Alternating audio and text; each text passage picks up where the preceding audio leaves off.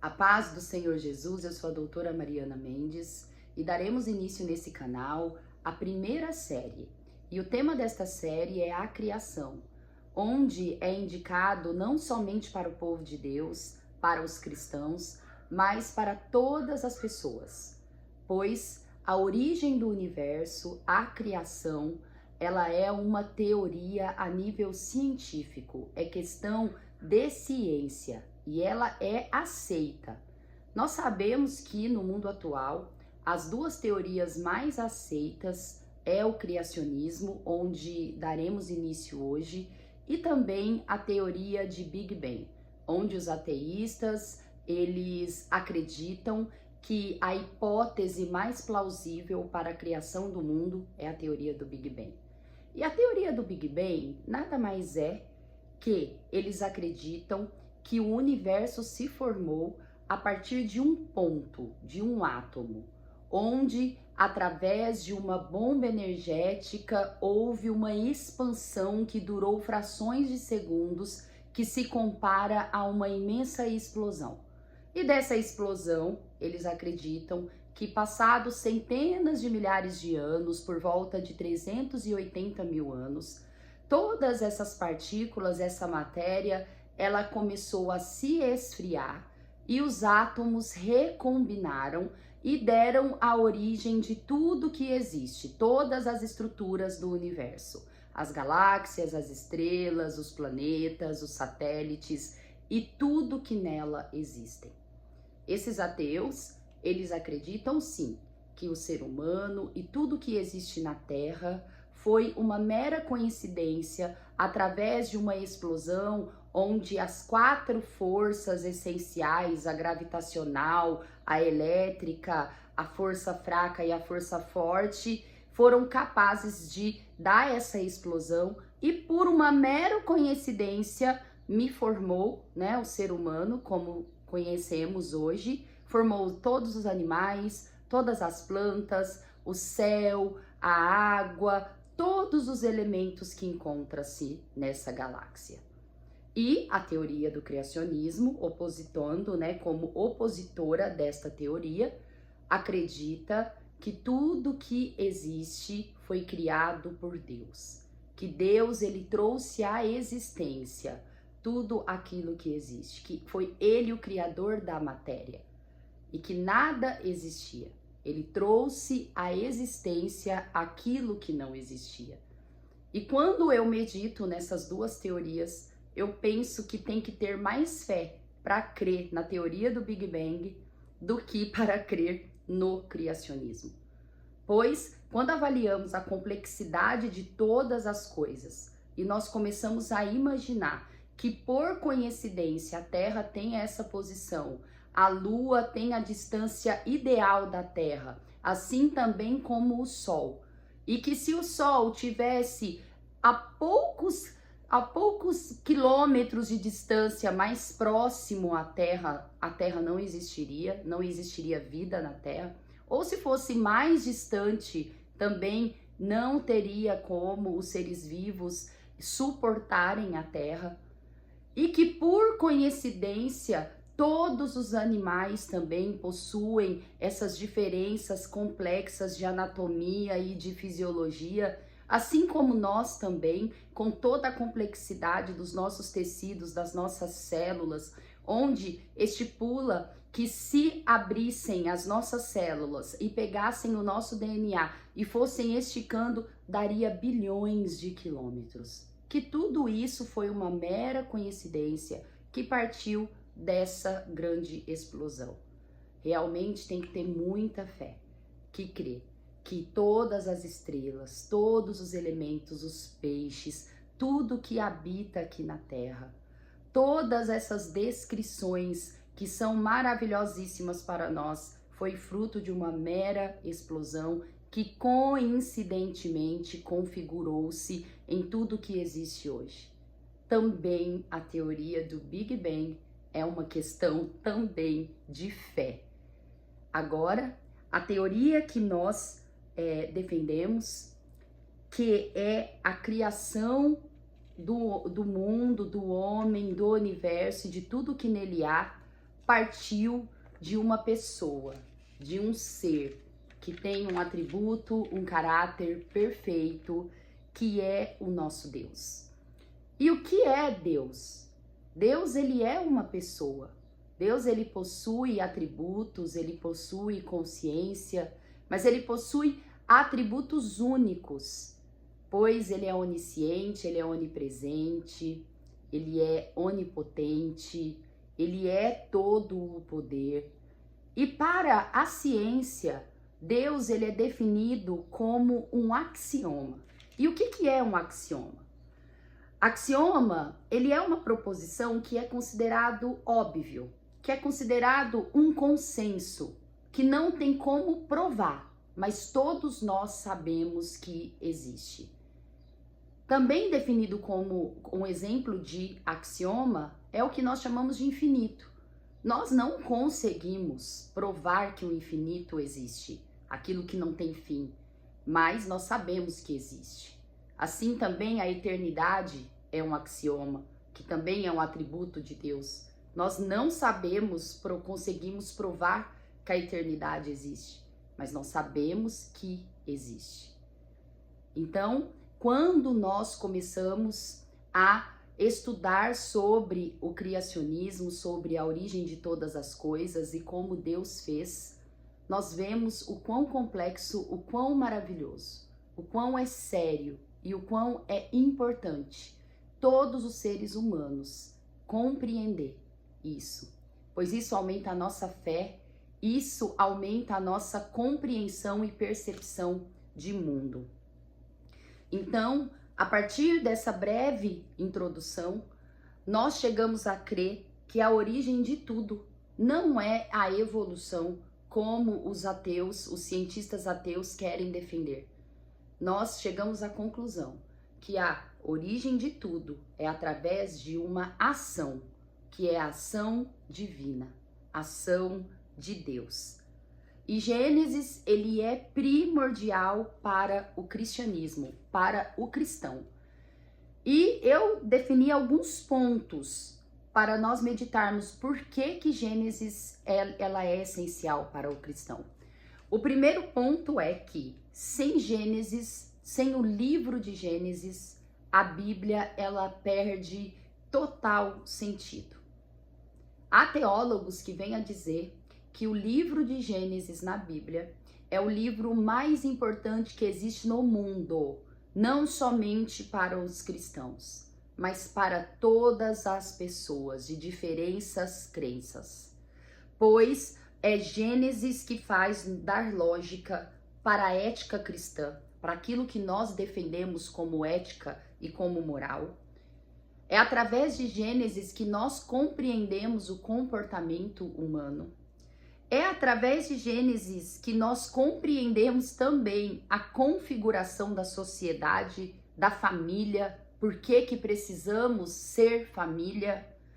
E compreendemos também a base do povo de Deus, os mandamentos e todos os ensinamentos de Deus, que Deus deu através dos profetas, Deus deu através de Jesus, do nosso próprio Deus, a partir da sua primeira vinda, e conseguimos compreender tudo que está escrito na Bíblia. É o que dá lógica para tudo que está escrito na palavra de Deus, de Gênesis a Apocalipse.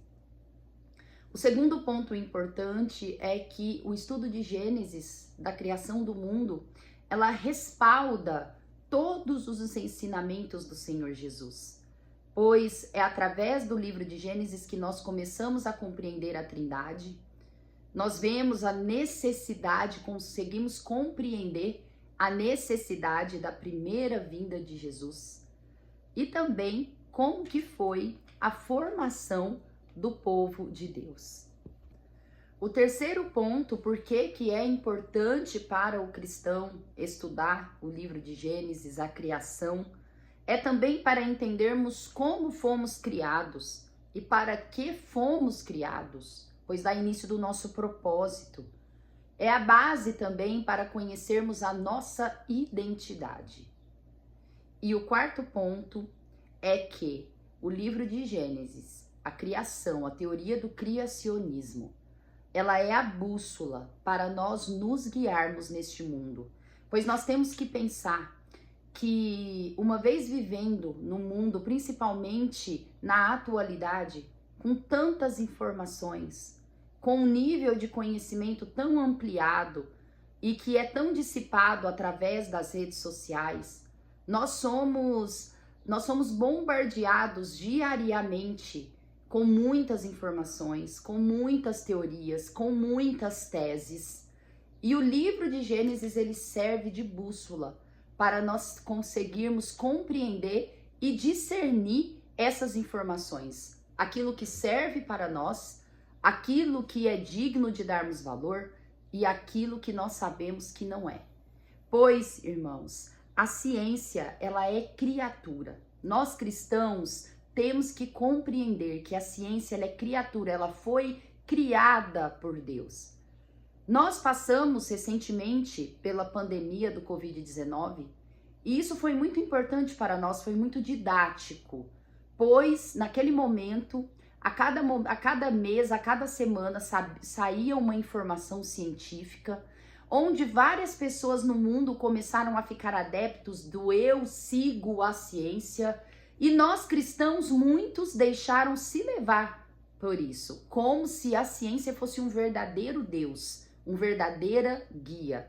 E a ciência, ela é criatura. E como toda criatura, a ciência muda, a ciência erra.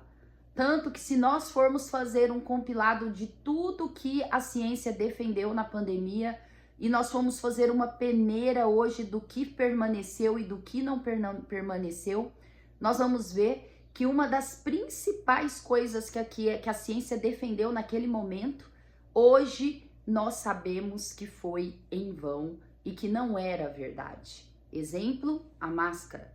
Foi defendido que a tese da máscara, do uso da máscara, era capaz de diminuir a transmissão, e hoje a ciência, a mesma ciência que definiu isso, fala que realmente a máscara, ela não é e não foi capaz de diminuir o nível de transmissão de Covid. Então, nós temos que ter essa noção, nós temos que ter essa compreensão que a ciência, ela é criatura, ela não é criador, e isso ajuda para tirar as escamas dos nossos olhos e nos ensinar a ter temor a Deus e não à ciência, e pôr Deus como bússola na nossa vida e não a ciência. E a ciência, irmãos, cada dia que passa, ela existe para confirmar o que Deus diz e o que Deus fez. Pois quando nós pegamos várias informações na Bíblia, na palavra de Deus, nós vemos que muito delas a ciência já comprovou, e aquilo que ainda não é comprovado, a ciência não consegue derrubar, não consegue refutar. Então, eu convido vocês para mergulhar nessa série e para compreender o quão é maravilhoso o que Deus criou, a forma como Ele criou. E eu gostaria de fazer uma introdução no livro de Gênesis. O livro de Gênesis, ele é composto por 50 capítulos, e a origem do universo, a origem do homem e da mulher, ela é descrita nos primeiros 2 capítulos. E eu quero esquadrinhar, eu quero discutir com todos vocês, que vocês escutem e vamos meditar, e eu quero passar a percepção e o que nós, como cristãos, conseguimos compreender e precisamos saber para viver melhor neste mundo. E também é uma arma para nós fazer uma defesa da nossa fé, uma defesa do cristianismo, onde pode impactar pessoas. Uma vez que conhecemos bem a palavra de Deus, uma vez que conseguimos defender a palavra de Deus, muitas pessoas são alcançadas através dessas informações e impactadas. E isso contribui para a conversão, salvação e libertação. Pois, como Jesus diz, conhecereis a verdade, e a verdade vos libertará. O livro de Gênesis tem como autoria o profeta Moisés. O profeta Moisés, a palavra de Deus diz que ele escreveu o livro de Gênesis no deserto. Naquele momento, naqueles 40 anos que ele andou com aquele povo, com aqueles milhões de pessoas, quase 2 milhões de pessoas, pelo deserto. E o Senhor Deus inspirou Moisés a escrever o livro de Gênesis. E por que Deus inspirou Moisés para escrever o livro de Gênesis? Nós temos que fazer um contexto histórico sobre isso. Lembrar que Moisés, ele retirou aquele povo do Egito, onde o povo de Deus encontrava-se há 400 anos dentro do Egito, sendo escravizados. O próprio livro de Gênesis termina explicando para nós como que o povo de Deus foi parar dentro do Egito, que na verdade foi através de Israel, de Jacó, onde uma vez José vendido pelos seus irmãos como escravo para o Egito, e lá ele foi uma salvação para o povo de Deus, pois a terra foi assolada anos depois com uma fome, com uma crise mundial, e José, através de uma história maravilhosa e fascinante, tornou-se o governador do Egito e conseguiu levar o povo de Israel para lá, onde foi sustentado, enquanto ficou a crise de fome assolando o mundo. Mas acontece que, porventura, aquele povo de Deus foi permanecendo no Egito e permaneceu por 400 anos. E nesses 400 anos, nós temos que compreender que a cultura que predominava entre o povo israelita era a própria cultura do Egito. Nós sabemos porque por transmissão oral dos antepassados, eles sabiam que eles eram da linhagem de Abraão, que eles eram um povo de um Deus único, pois o povo que vivia em Canaã e também no Egito eram povos idólatras, politeístas, panteístas, e era uma cultura totalmente diferente do povo hebreu. E aquele povo, ele absorveu essa cultura e levou para com o deserto. E Moisés e Deus viu a necessidade de explicar para aquele povo de onde que eles vieram e como que Deus criara o mundo, pois eles tinham uma visão egípcia da criação do mundo. E a visão egípcia é que a própria natureza era Deus. Havia o Deus da água, o Deus do fogo, o Deus da terra, onde eles confundiam as criaturas como divindade. Era totalmente místico, totalmente diferente. Eles adoravam coisas e os deuses proviam de todas essas criações naturais que Deus fez. Então, nós podemos imaginar a confusão que era na cabeça daquele povo. E foi aí que Deus inspirou Moisés a escrever este livro, de como foi criado o universo, como foi criado o homem, como foi criado a mulher, e isso foi essencial para dar origem ao povo de Deus, para organizar o povo de Deus, e onde continua sendo essencial para nós, para todos os povos de diferentes épocas, e para nós, e até Jesus voltar, continuará sendo importante. E isso foi essencial para aquele povo do deserto compreender os mandamentos que Deus tinha inspirado Moisés, os 10 mandamentos e todas as leis paralelas aos mandamentos. Isso foi essencial para dar ordem. E como também é essencial para nós, pois isso ajuda a nós compreendermos a nossa identidade, de onde nós viemos, para onde nós vamos. Isso nos dá equilíbrio. E também temos que compreender que o próprio Jesus reconhece Gênesis como escrito por Moisés. Se nós lermos os 4 evangelhos, em nenhum momento Jesus vai afirmar que Gênesis foi escrito por Moisés. Mas Jesus, ele era judeu, ele praticava o judaísmo aqui na terra.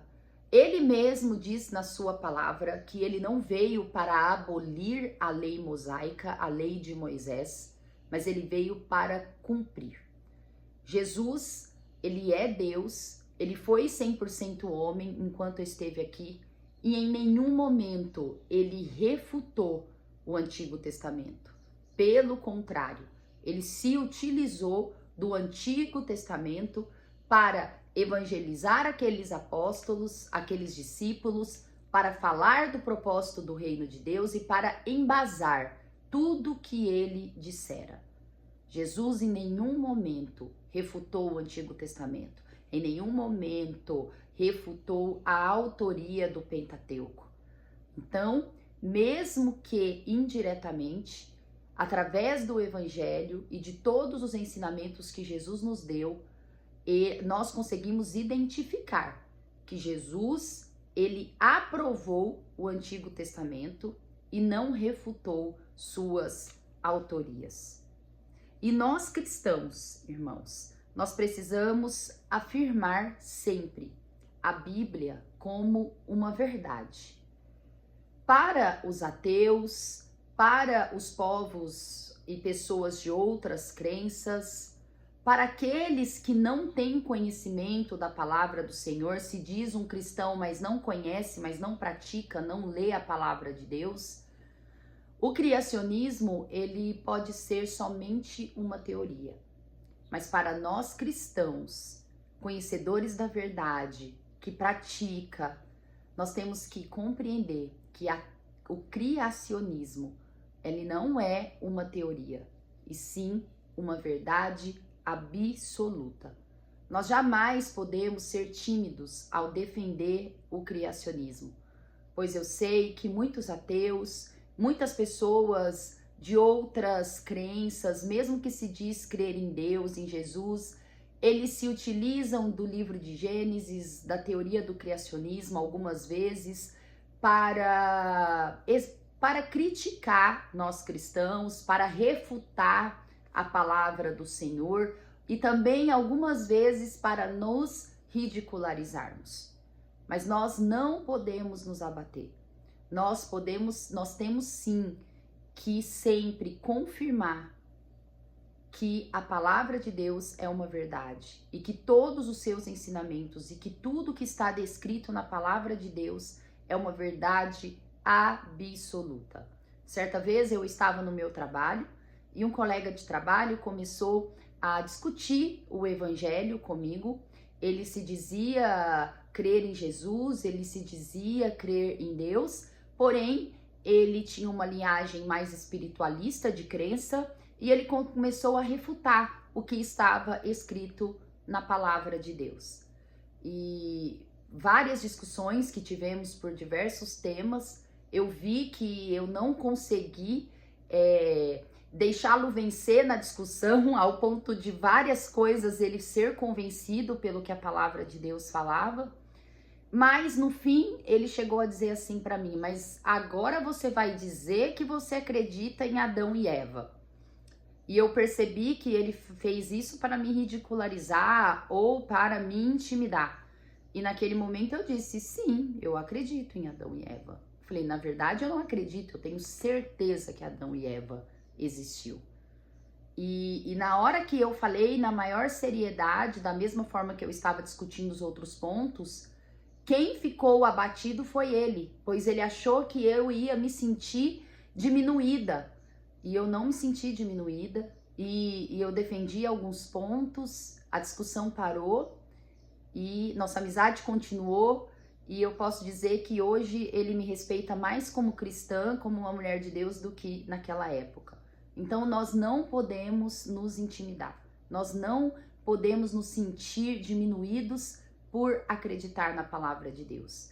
Pois como eu mencionei desde o início, nós temos que compreender que a palavra do Senhor é uma questão científica. Todos os alunos no ensino fundamental, Quando começam a estudar história e vai na origem do universo, a teoria do criacionismo, ela é citada. Pode ser citada de uma forma mais vaga, mais superficial, mas ela é citada, e não como menos verdade, mas como uma possibilidade plausível de ser verdade. Então, temos que compreender que Gênesis, ele não é metáfora, e sim, ele é literal. Pois também já vi alguns cristãos dizer que não, eu acredito, mas eu acredito que ali é uma forma fantasiosa, é uma metáfora, e na verdade não. Nós cristãos, nós temos que compreender como literal. E algumas vezes as pessoas que defendem ser uma alegoria, uma metáfora, elas falam que é devido às informações vagas que estão descritas. E na verdade, a resposta é que não é vago as informações, a resposta é que Deus quis assim. Deus quis que enquanto nós estivermos aqui no mundo, nós tenhamos apenas estas informações. Deus, ele oculta informações porque ele quer, pois ele é o Deus Todo-Poderoso e ele sabe o porquê de todas as coisas. Salomão, inspirado por ele, em Provérbios 25:2 vai nos dizer: a glória de Deus é ocultar as coisas, mas a glória dos reis é tentar descobri-las. Tudo que está descrito não é porque Moisés esqueceu de colocar, ou é porque Deus não tem todas as informações.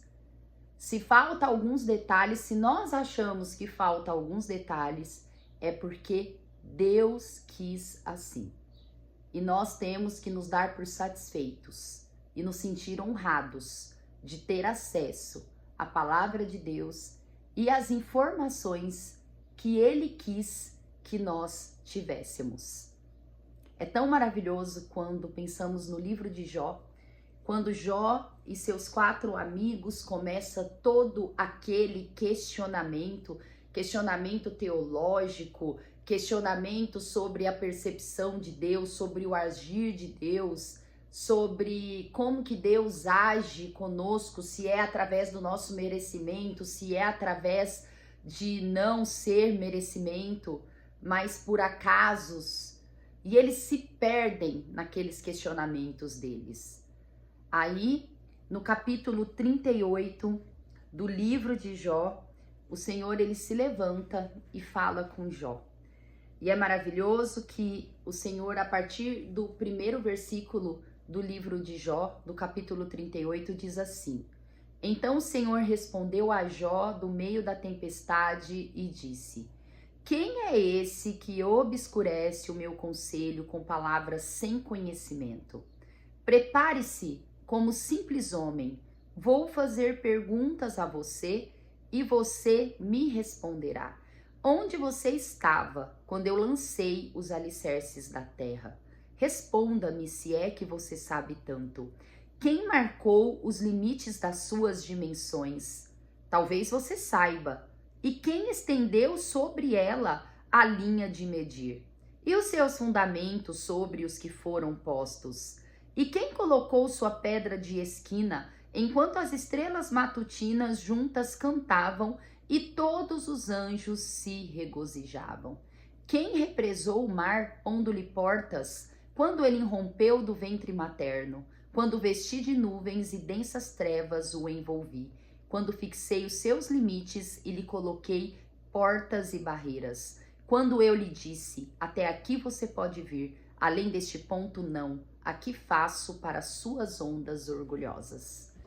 Que maravilhosa o que Deus fala, essa palavra que Deus fala para Jó. E toda vez que eu medito nessa passagem, eu imagino Deus falando isso para aqueles cientistas ateus. Onde você estava quando eu fiz todos os fundamentos, quando eu fiz o nível do mar, coloquei as barreiras? quando criei o mundo, quando coloquei os alicerces, onde todos esses homens e essas mulheres que questionam, que são arrogantes e orgulhosos, estavam? Essas respostas vão ficar, essas perguntas vão ficar sem respostas. É por isso que a humildade e o temor a Deus é o que tem que reger a vida de cada um de nós.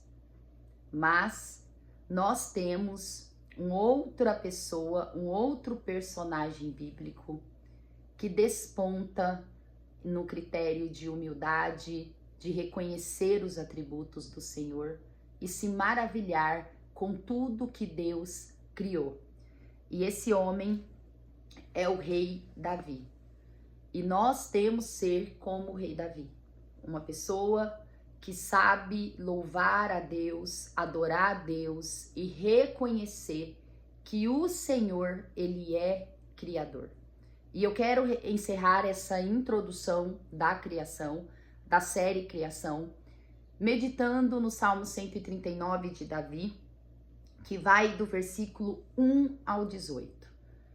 Onde este salmo eu acho tão maravilhoso, pois Davi reconhece os atributos do Senhor, reconhece a grandeza do Senhor, reconhece o Deus Criador. E essa série que eu quero dividir para todos esses que me escutam é para que nós possamos reconhecer a grandiosidade do nosso Senhor Deus, o poder, vermos o quão Ele é poderoso, maravilhoso, digno de glória e digno de louvor. E reconhecer todos os atributos dele, pois através da criação, Deus ele manifesta todo o seu caráter, todos os seus atributos. E que esse Salmo 139, de 1 a 18, ele possa falar conosco, nos ensinar e que Deus aceite-nos como manifesto da nossa adoração e do nosso reconhecimento que Ele é o Deus Criador. Senhor, Tu me sondas e me conheces. Sabes quando me sento e quando me levanto. De longe percebes os meus pensamentos. Sabes muito bem quando trabalho e quando descanso. Todos os meus caminhos são bem conhecidos por Ti. Antes mesmo que a palavra me chegue à língua, Tu já sabes e conheces inteiramente, Senhor. Tu me cercas por trás e pela frente e pões a Tua mão sobre mim. Tal conhecimento é maravilhoso demais e está além do meu alcance. É tão elevado que não posso atingir. Para onde poderia eu escapar do Teu Espírito? Para onde poderia fugir da Tua presença? Se eu subir aos céus, lá estás. Se eu fizer a minha cama na sepultura, também lá estás. Se eu subir com as asas da alvorada e morar na extremidade do mar, mesmo ali a tua mão direita me guiará e me susterá. Mesmo que eu diga que as trevas me encobrirão e que a luz se tornará noite ao meu redor, verei que nem as trevas são escuras para ti. A noite brilhará como o dia, pois para ti as trevas são luz. Tu criaste o íntimo do meu ser e me teceste no ventre de minha mãe. Eu te louvo porque me fizeste de modo especial e admirável. Tuas obras são maravilhosas. Digo isso com convicção. Meus ossos não estavam escondidos de ti quando em secreto fui formado e entretecido como nas profundezas da terra. Os teus olhos viram o meu embrião. Todos os dias determinados para mim foram escritos no teu livro antes de qualquer deles existir. Como são preciosos para mim os teus pensamentos, ó Deus! Como é grande a soma deles! Se eu os contasse, seriam mais do que os grãos de areia. Se terminasse de contá-los, eu ainda estaria contigo. Glórias a Jesus! Que nós possamos ter a convicção que Davi tinha.